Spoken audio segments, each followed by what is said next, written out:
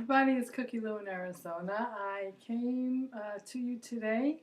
I got my second delivery from the Rosewe clothing company.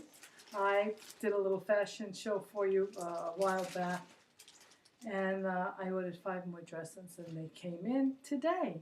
They were due in yesterday, but they came in today, so delivery is pretty much on time. For some reason, I know I must have read somewhere that this company was in China, or maybe they're made in China, I don't know, but this is the bag that they come in. This is a big one, big bag, because I had 5 dresses in there.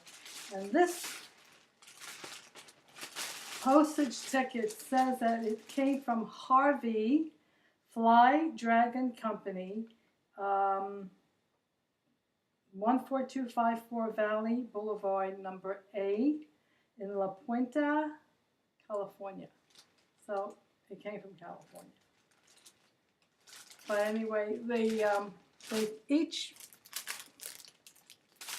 dress comes wrapped in a cellophane bag with a little bit of tissue paper in the middle. And just cut them out of each bag. And this is, I've got 5 dresses. I'm wearing 1, and I have 3 hanging there to show you. I got size larges in these dresses. Last time I got a shift dressed in yellow, which was a size large, and it was humongous on me. And then I got one that was similar to this one here. That orange, that one there. I have one like that in navy blue and white that I got in an extra large, and I had a black and white formal dress in an extra large, and it was big on the top.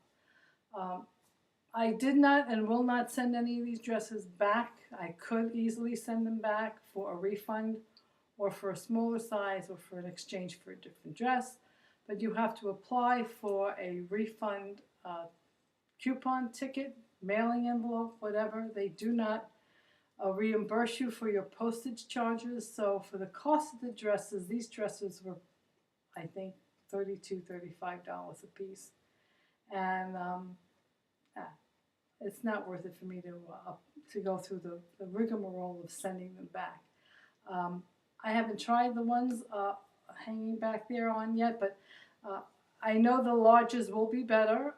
This is the crazy one that I ordered. It has a squiggle pattern on it. And I really liked it because of the color. It's a pretty coral and black swirl print.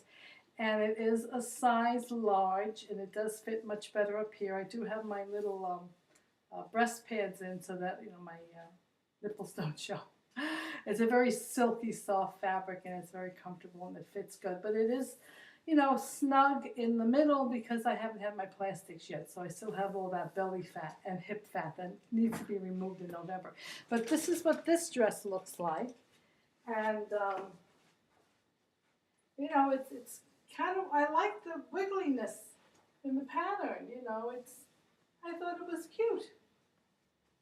At first I thought it might have been too crazy, then I figured, I think I like it, These are dresses that I will wear in the summer around town.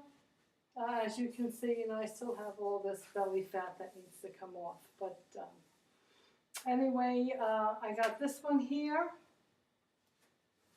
And this dress here is, let me see if I can take it off, black and white print, which is very pretty, and it does come with a belt, a tie belt that you can wrap around and make a little bow. And this is a nice dress. Very silky material. This one here is a little bit more of a heavy material. And this is pretty much the same pattern as the one that I had inside of my closet that was a navy blue and white stripe. It was similar to this. A little bit different, but similar to this. And this would make a lovely, nice and long. I have flip-flops on, so if I have a heel, it'll be perfect. But I bought these dresses, like I said, for summertime use, and they would make lovely dresses for when you're taking a cruise. This is a pretty one that I have. Whoops, there's another belt on this one as well. You put it on like this. Look at that. It's a black with a pink and white rose pattern on the bottom. It kind of ties in the back around the neck like a halter, and nice and silky fabric. Again, it's a size large, so it should fit me very comfortably when, and there's a tie belt on this one as well. When I get my plastics, it's going to be perfect. I have another one here that I'm going to try on real quick. It's got some really pretty pattern, and it has a nice array of colors. And I'm going to try it on because it's a little different. I'm going to show you how it looks on.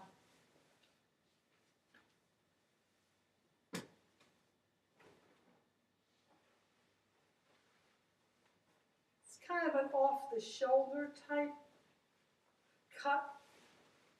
Let's put it on and see what it looks like.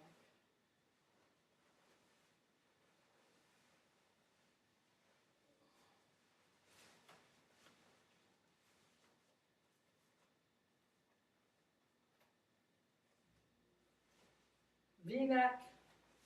I have no idea what this looks like. Ooh. I don't know about this one. You know, I like the colors on the model, but this, I don't know what's going on here. It's supposed to be off the shoulder like this. So it's very risque, to say the least, and there's a whole lot of exposure on the side. Oh my goodness, but this is what it's supposed to look like, and it's pretty. I mean, again, for a cruise ship, you know, it's light, silky, pretty colors, very tropical. I don't know. It's a little, you know, a little risque. What's going on here? It's cut all. My goodness. I don't know, but this is the front. The back is definitely the back.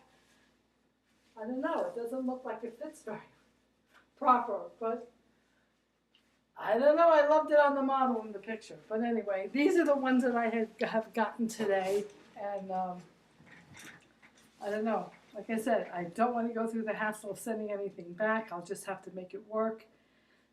For what it would probably cost me to send things back, oh, my wig is all messed up. For what it would cost me to send anything back, I mean, look at this. Something's not right here. I don't know. I don't know. Something's just not right. I'll have to play around with it to see what I'm doing wrong. It's not supposed to be up like this. It's supposed to be off the shoulder.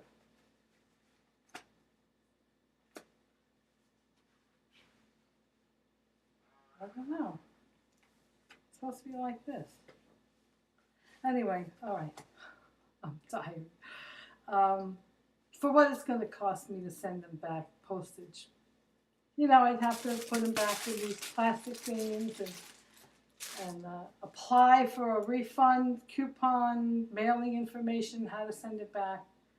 And like I said, they were only $30-something a piece. Not cheap, but you know, certainly a lot cheaper than I would probably pay to buy them in a store. So anyway, this is my 5-dress purchase today, and I think I'm pretty done. I don't think I'm going to need any more of these dresses, but I'm set if I want to take a cruise or go on a vacation in a nice hotel somewhere tropical. I have some lovely dresses I could wear.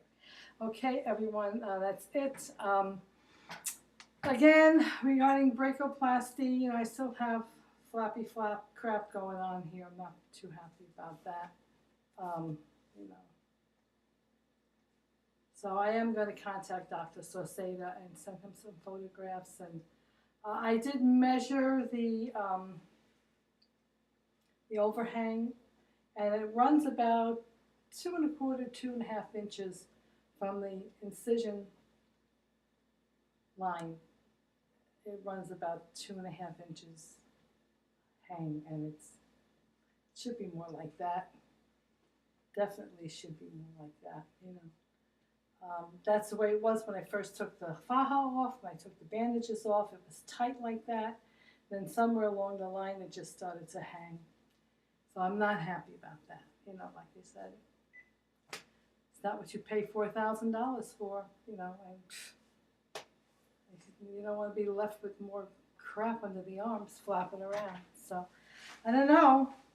I'm going to talk to Dr. Saucedo about it, and I'm sure he's going to tell me, Lucille, you know, if you want me to take more off, I'll do it. But, you know, he won't charge me for his services, just like he's not charging me for services on the breast. However, you know, it's a trip to Monterey. I do have to pay probably $500 for the rental of the operating room. Because, you know, he has to rent out the operating room, and of course I have to pay for that.